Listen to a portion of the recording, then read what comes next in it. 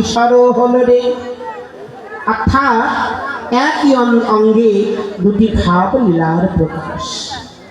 রাধা কৃষ্ণ মিলিত তনু সাক্ষাৎ শ্রীমান গৌর, যিনি ব্রজে ছিলেন দুইটি দেহ একটি আত্মা। এবার দুটি তনু এক করে শ্রীরাম নবদ্বীপে সে গৌরাঙ্গ মহাপ্রভু হলেন।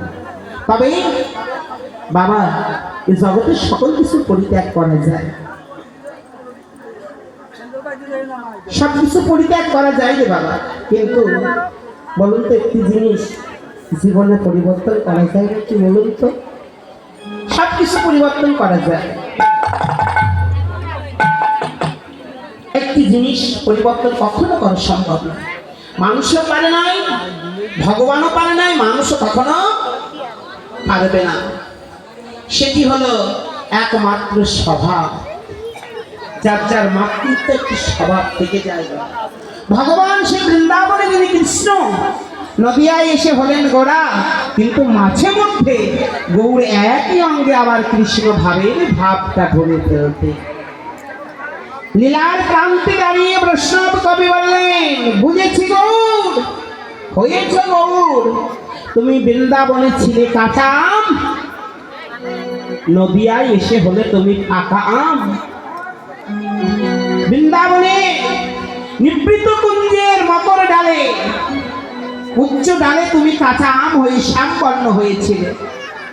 যেদিন তুমি পেকে গেলে সেদিন আর ওই নিভৃত কুঞ্জে তুমি থাকতে। টুক করে পড়ে নদিয়ায় এসে ধোলার মাঝে গড়াগড়ি গিয়ে। দেখো, আম যতদিন কাঁচা থাকে বাবা, ওই আম কি খারাপ? টোকা দিলে পরে পরে যেদিন আমটি পেকে যায়, আমের ওই কালো বরণটা ঘষে গিয়ে সোনার গৌর বরণ হয়ে যায়, একটু খোঁচা দিলে আমটা পড়ে যায়। তেমন আমার গৌর হলেও যেদিন পেকে গেলেন, ঠিক পেলেন কে? অদ্বৈত প্রভু ঠিক পেয়েছিলেন। একটু করে যেই না নাড়া দিলেন, আমটা পড়ে এসে